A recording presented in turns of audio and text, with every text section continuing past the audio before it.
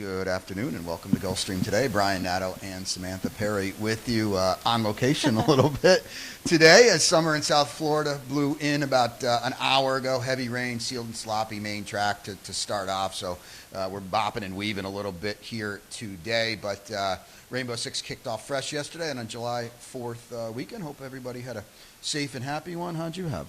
Safe and happy one? Good one? I did. I didn't participate in any hot dog eating contests or anything. Did you? Well, I had a hot dog. So you had hot dogs. Of course. Yeah. No hot dog was safe with you yesterday. No, not at all. Rainbow Six, $100,000 in your estimated jackpot today. We've got an 11-race card, a couple stakes on the card. That will be in a little bit later on race number 6 today. You can see that carryover, about $14,000. Early pick 5, we're about a $12.55 first post today or so. So take a look at my early pick 5, $24. Not a lot of scratches and changes on the card. Fortunately, a big scratch later on, a Grand Mo, the first kind of messed things up a little bit. Too deep here in the opener. Race number 2, the top pick is the 10, and that is Swift Candy. Race number 3, you can see the single there of Fulminate, my best bet of the day. Race number 4, I've got the 5 on top, Jamaica Red, at probably a short price, which is why I'm you're using at least another one in there. That's a tough horse to take at a short price. And I'll try to get Speedy with the 2, Just a Filly. Winner came through on the inside on the main track yesterday. Maybe just kind of a little food for thought here. Again, we're sloppy and sealed to start the card as I look outside the window here. Blue skies, of course. Summer in South Florida. So we'll see. Kenny and the crew do such a great job with the main track. But let's start it out. State Bred's in the opener, 5.5 on the main track. 2-year-old fillies going at it. A clean field of 8. And how'd you see it? Oh, I went with the 6 on top, Chucky's Ride. I felt like out of the maybe experienced runners, this one was the best. I felt like that race came up pretty strong, at least a little bit in hindsight. And now we'll get, for the first race, it will be sealed and sloppy. But I don't mind that for a horse that debuted on the grass for the first time. No, not at all. Debuted against Open Company on the grass, too. We've said it time and time again. Experience in these races is such a big deal. Couldn't find any AM activity on Kate DeSmay, at least in terms of Gulfstream works. Firster for DeBona. They paid $70 for her and just 2 months ago. Yeah, she breezed 20-3 at that sale, at the OBS April sale. Now, the second dam had Wicked Strong, which is interesting here. Of course, that doesn't really hold a lot of value now, I feel like, in the sales, but still there's some pedigree there. And Bobby DeBona, he's sneaky with firsters. Yeah, and this is interesting, too. Oh, he's a battalion runner. She is, too, and they've been very precocious. Oh, yeah, very. I think, Bobby's getting better horses now, and this is really kind of untested territory for him. Getting a potentially live 2-year-old first-time starter that they paid some real money for. Check the tote board on this one. It's early. This is a horse supposed to be bet without a doubt today. The one horse we did, you got Grand Threat in second in there. I was able to find at least something on her in the morning. It was a while back, but I'll let you take over here, and we'll show that AM drill. Yeah, we'll show the morning workout here. And this is working with Grand de Oro. Now, Uncle Chuck just had 2 wins for trainer Bob Baffert, now stands here in Florida. The horses at the sale, they weren't too bad looking at all, but still 0 for 4 so far with debuting runners. Like you said, this was May 3rd, so it was a while, over a month ago. But pretty forward enough, a big, strong filly, so that's a good sign. I think it's also good that you have a Misael aboard. Yeah, without a doubt. And Victor Barboza, we always say he's not a first-time guy. He's up to 19%. Another guy getting better horses, to be sure. Guys, before we move on, let's show the stat for Cassie. We're a work in progress here today, so we can go back and show the stat here for that you were able to pull from our Cassie. Yeah, look at this. Wow. Turf to dirt. And you know what? This was just in general. This would actually have been raised up another horse because yesterday at Saratoga, the horse that came off the turf win in the Schuylerville ran second. So just some food for thought there. Somebody must have blown up the board. If you're 3 for 48 with a 232 ROI, somebody absolutely blew things up. Early pick 4 in race number 2 at 1.70 on the Tapeta 12.5. Maiden Claimers scratch out the 6. Mithril scratch out the 8. It's just a game. Fillies and mares, 3-year-olds and up. Samantha's on that ticket. We'll take a look at it now. Yeah, and I've got it anchored to kind of end this sequence here with the number 9 in race number 5. 5, but you can see races 3 and 4. I don't have the strongest opinions, Brian, but it's all going to just hinge on me for Lady Patrick's for Victor Barboza on the comeback. That's a horse I totally tossed. It'll be fun. Really? Yeah, fun because she was awesome on debut. Yeah, and she was. And we'll show it to you. Let's get back into it here again. 12.5, $1.70 on the Tapeta and this maiden claimer, and you are on the 5, and that is Timber. This is the last horse I used in my early pick 5. Rohan's just not going good right well, now. to be fair, I double scratch into Okay, this horse. there you go. I double scratch into Timber. Yeah, the Rohan Crichton barn winning a lot of races in Kentucky right now, but locally just not really firing as sharp as usual. She's had a lot of chances out of the horses that are left in this field. She's got a little bit more class, if you want to call it that. So Jose D'Angelo had the 6 Mithril, the special weight dropper. Scratches her, going to leave in Swift Candy. Edgard is on this one. It's a guess. Not really bred to love this distance, but hey, dropping and trying something different today. I think there's a lot to say about that. Yeah. I love when a homebred drops as well. Yeah, you always said that her debuting at the bottom's not a bad sign. No. You put them where they can run.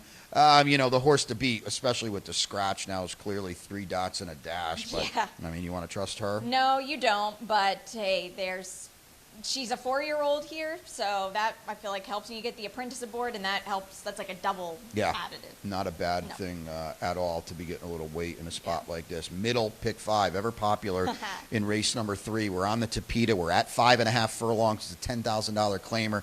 Fillies and mares, 3-year-olds and up. Let's take a look at your ticket, and then we'll get back to my ticket. That's right, my ticket. Retail only, 15% takeout. We like that. Here it is here. I'm going to single right off the rip with Fulminate, my best bet of the day, and then kind of going down the line a little bit. We already talked about race 4 and 5. Race 6, I've got the 2, El Principito on top. That's the Smile Sprint, and a fun one it is. And in race number 7, another 2, Macor, down towards the inside. Fernando Abreu got a win yesterday. Back into it, race number 3. Again, Fulminate for me, my best bet of the day. I thought she was going to be tough in here on a drop. Where are you going in this spot? I went with My Lady James, but I am using Fulminate as well. I just like the post position for My Lady James a little bit better. Just a nice tactical outside post and a drop in class. This has been a time coming for this My Lady James. She's just not, frankly, as good as she was with Carlos David anymore, I feel like. So, and the waters got deeper. Now she's back, I think, where she belongs. You're running against Denver's Alley, Foggy Note. Those are tough gals, to be sure, for a quarter. Fulminate, I mean, she's been good to me in the past. This is a huge drop. The last time she was in for a quarter, she dominated. She's in for 10 today. Yeah, this is her race to lose. I hate to say that about a horse, but it really, I mean, on paper, this is like she is the one to beat strictly. We'll show you Minxie, and we're going to show you in the end as well, but it's really Minxie you want to look at here. Brian off, Minxie wins. That's what happened last time. That's always what happens, Right, because I have played her so many times, and finally she forgot to stop last time at 12-1 at this level, too. Yep, and she did it on the front end. That's how she does her best running. Now, I will say this, with the rainstorms we do get in, at least in these earlier Tapeta races, I feel like it sets up nicely for some closers. She might be up against it. You got a really nice winner home, Maktub, yesterday after a big rainfall, and the outside horses just closed in on the Tapeta as I watched the tractors go by on it across it now. Of course, it's always fast with the rain, but it might play against her today. Yeah, I don't know, because yes, Maktub did close and he did it down the center, but don't forget Drumroll was blazing early for the Walensky's, and for some reason she forgot to stop. She was really good too. So I think it kind of played fair, but we always say you want to be outside, you want to be swooping down the crown of the track, to be sure. Let's go to race number 4, middle pick 4 times 6 furlongs on what is going to start off as a sealed and sloppy main track. At least we think. It's not fast, I promise you that. Don't look at that. It's not fast. That is, to be sure. 12-5 maiden claimers going at it here. Again, 6 furlongs. It's a clean field of 8. Let's take a look at Ronnie's middle pick 4. Yep, he's on that duty today, and we'll take a quick look at it here. It's a $24 play. No singles. It's a tough sequence. I'm not shocked at that. And, of course, he'll have the Rainbow Six ticket a little bit later as well. All right, we'll get back into it here. Jamaica Red, I thought long and hard when I submitted 7-5 on this horse for the morning line. Yeah, I said, you had to. There's just no way. And then you look through this field, and he is 7-5 off those 2 dirt races, 2 and 3 back. Yep, he really is. The groups he was facing would handle a group like this easily. This field is really not anything too impressive at all. We'll cut back to the 1 turn. I think that's key too. Yeah, there's just not a lot in here. Valid Sense underneath for you, right? The 3-horse for Ruben Sierra. Hey, if nothing else, he's trying something different today. Yeah, and gets blinkers off. Well, is that the trying something different? Well, he gets the blinkers off and getting back to the main track. So, hey, why not?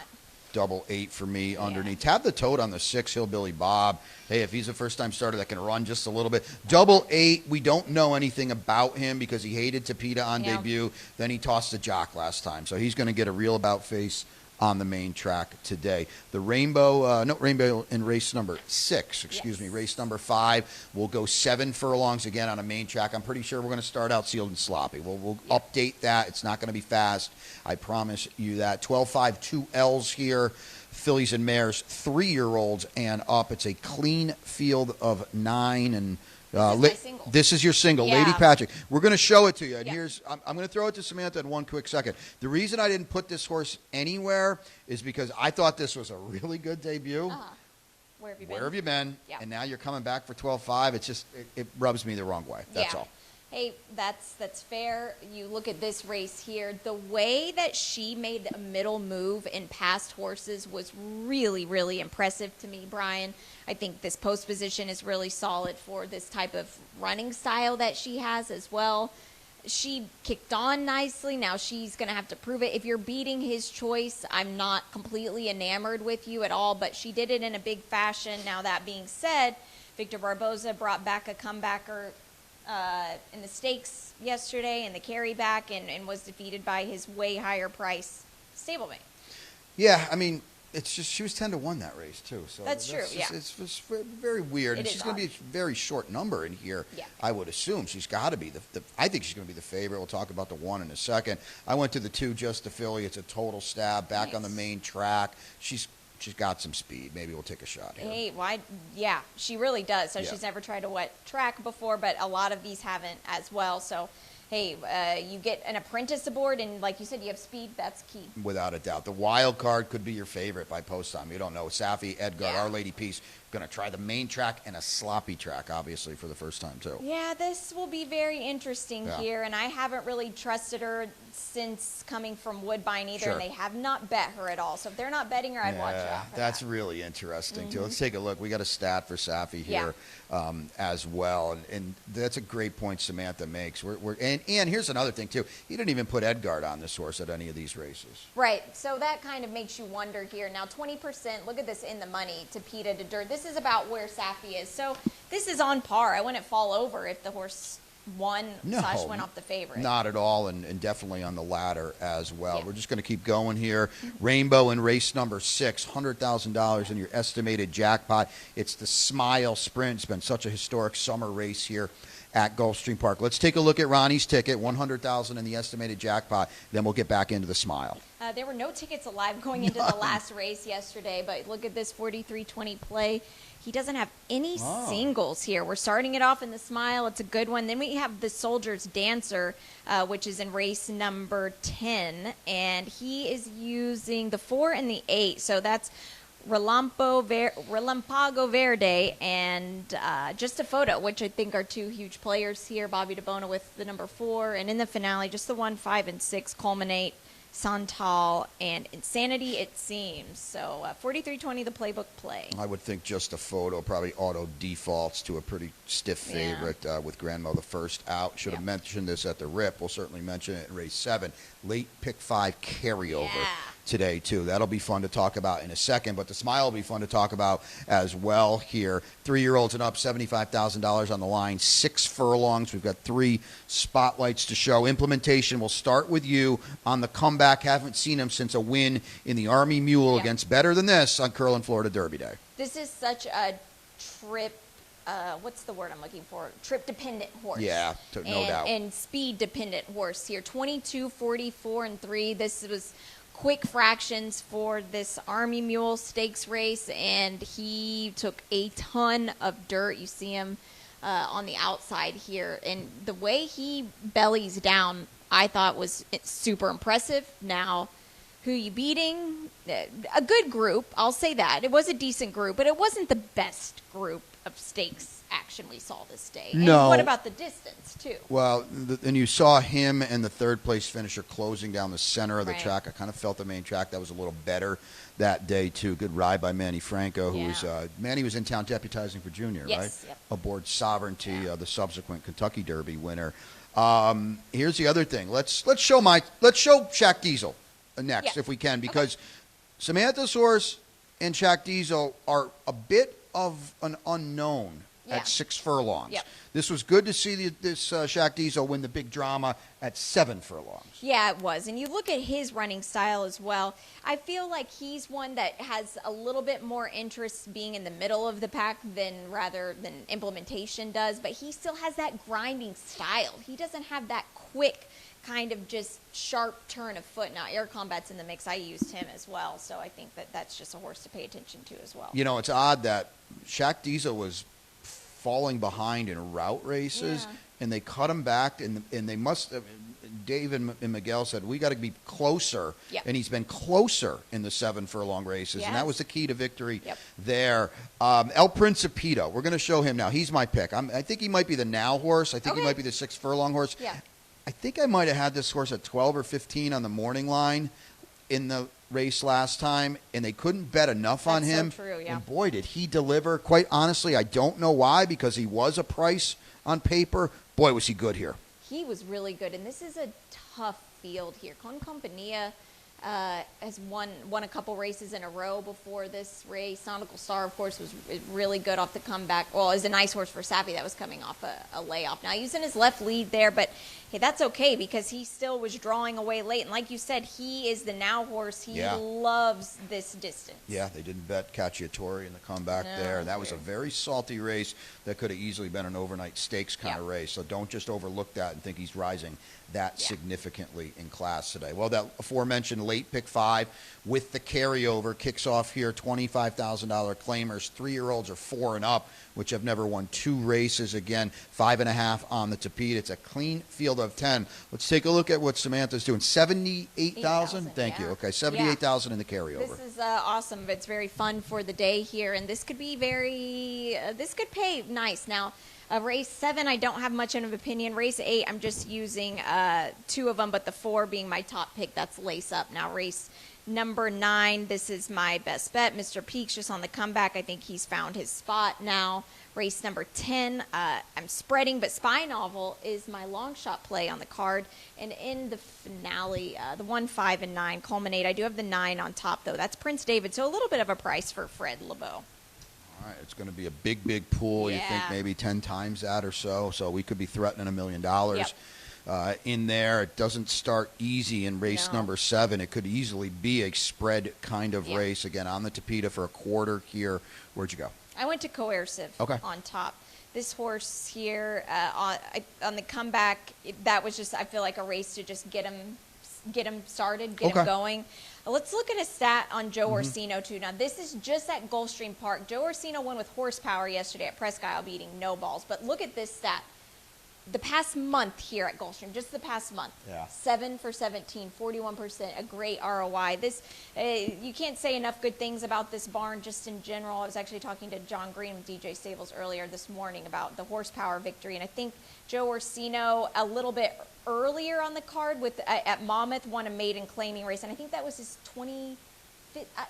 over 2,000 wins. I think it's 2,100th win or something like that. I've got to fact check, but congrats, Joe. Yeah, he's rolling right along.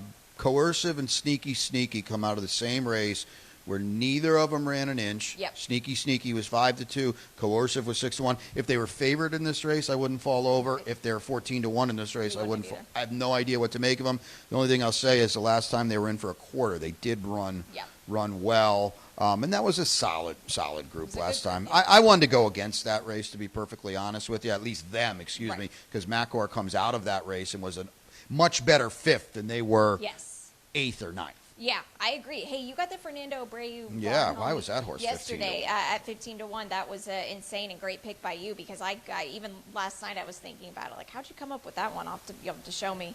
But I do think that it's pretty impressive. I think Bound for Trouble is supposed to be favored here, and I think he's in form. I think that's a big deal in here. Huge deal in here, and he has middling speed, and you get the apprentice. What do you do with the 2 Barbosas? Here's 2 other horses that if they were favored, you wouldn't fall over. No. They were 20-1. The 8 Grand Joker, the 9 St. Cloud. We haven't seen either of them for a long time. Edwin Gonzalez rode the 9 in both of his starts. He's on the 8. Right. I don't know what's going on here. Yeah, it's a puzzle. It's a puzzle. Check the tote board. The good thing is she'll be able to get a look at him in some way, shape, or form. Yeah, right. And you can check the tote board because I think that's important to kick off this race. Late pick 4 kicks off in race number 8. Kick off the late pick 5 is what I should say. But late pick 4 here in race 8. We're at a mile. 62.50 is the level here. Let's take a look at my late pick 4 for a very adjusted $16 to be sure. Too deep here. I had to single, and this is, I had to single Mr. Peaks.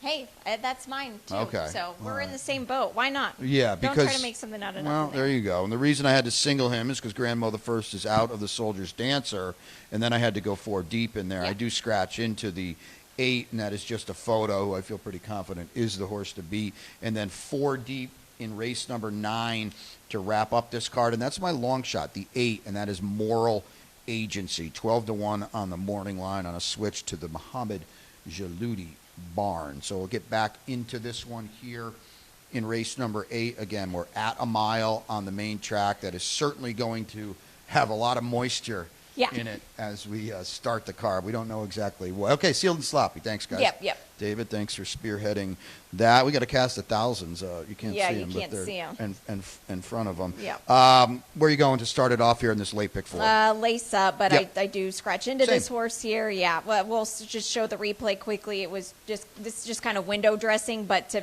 come off of a win in a field like this, not a bad thing. Lace Up was, this might sound a little silly, but Lace Up was 4-1 as like the overlay of the year last time. Right. You get Carlos David off an over 10-length win, and why was this horse 4-1? That was nothing short of amazing.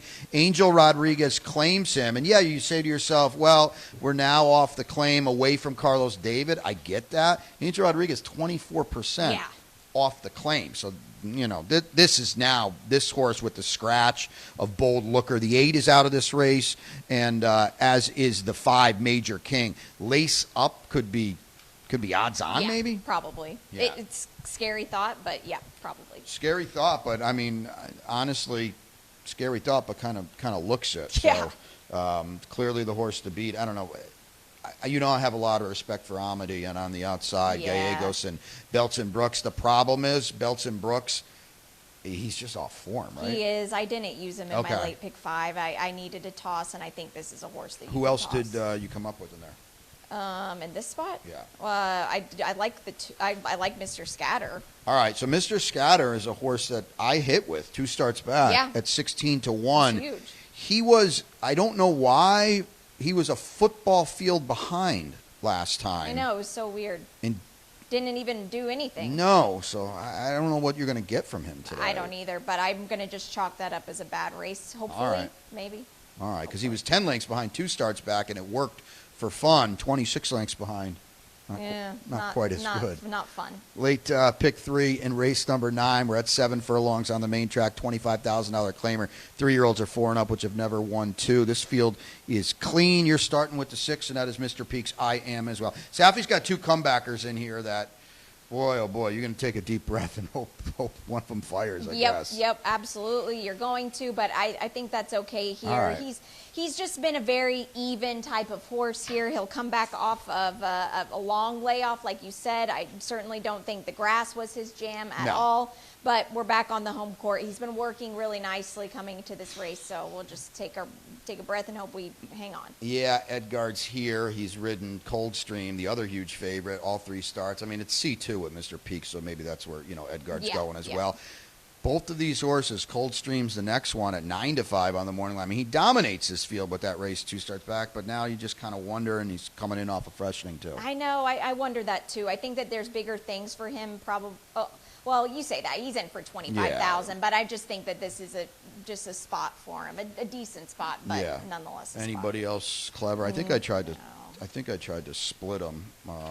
Yeah, the 7 was the clever horse for me. Okay, Mustang Bay. Yeah, hey, first off the claim for Sal Santoro, who has done a great job off the claim with a shimmer. Yep. So, maybe just food for thought. I'm just trying to break up a real chalky Saffy Exacta. Second feature on the cards, the Soldier's Dancer in race number 10. We're going to go 1.70 miles on the Tapeta, 3-year-olds and up, $75,000 on the line. Of course, the biggest, most important scratch of the day is the one Grandmo the First, who is going to be a sizable favorite in here. It was exciting to see him come back on the turf last time. We'll see where he shows up next. So I scratch into my horse. Did you say Spy Novel? Spy Novel's my long shot here. No local Tapeta wins, but does have synthetic wins at Presque Isle. I like this spot for him here. I get it. You look at his races and you go, okay, well, he did dust state breds, and then he came, but he did come back and win an Open, and Ninja Star, hey, is kind of good that he, who ran second to him. Now, some questionable layoff lines, but I like that this barn has been clicking off some victories. Well, Nolan Ramsey knows the score, and if he's putting this horse in a stakes race where he doesn't want to lose him, I think that in and of itself is pretty significant. Just a Photo is going to have a big say with or without Grandmo the First. You look at his Tapeta races, and you have to find him a little bit. He hasn't been on it since last June. What a good effort that was. Huge. He's 2 for 2 in the Exacta, and he's in great form, too. Yeah, he is, and the Luis Ramirez barn, not starting a lot of horses, but they're running very well. Yeah. Again, Jose Morelos, we can't say enough good things about the work he's done, and 2 starts on the Tapeta, a first and a second. I still want to, all right, let's skip the replay. Takayo, we're running late here. Takayo I thought he was good off the layoff last time. He's dangerous because he's a horse with a lot of class. He actually won a turf stakes here. Jose D'Angelo had him primed off the layoff, and he ran big last time. Let's wrap it up in race number 11. 5 on the Tapeta, and what is an $8,000 2L here, 3-year-olds and up. Clean field of 10 to wrap things up. You are on the 9, who I definitely used, and that is Prince David. Yeah, this horse here, the chances are adding up, but last time, or 2 starts back, he did get a victory. I thought that was a nice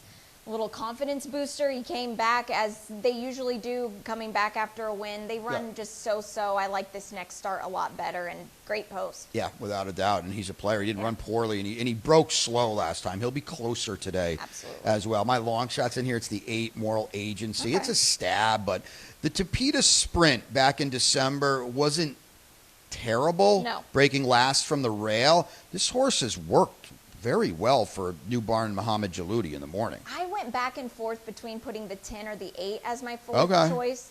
And the only reason I decided against the 8 and the 10 instead is because the 8, I don't like his lack of speed. Yeah, it's true.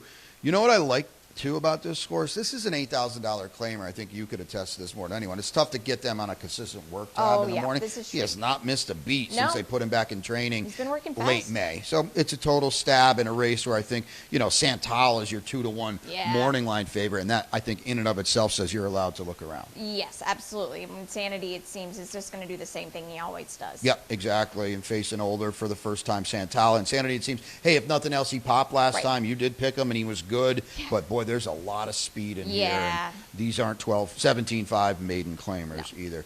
That's going to be a wrap for us. We're going to send it to Pete. We were running a little late today. David, Jeff, and Santi, and everybody, thank you for helping out, getting us on the fly, on the move today, and everybody upstairs as well. Pete is upstairs, too. He's got your scratches and changes. Happy Fan Appreciation Day, too, here at Gulfstream Park. We'll be back here for the opener.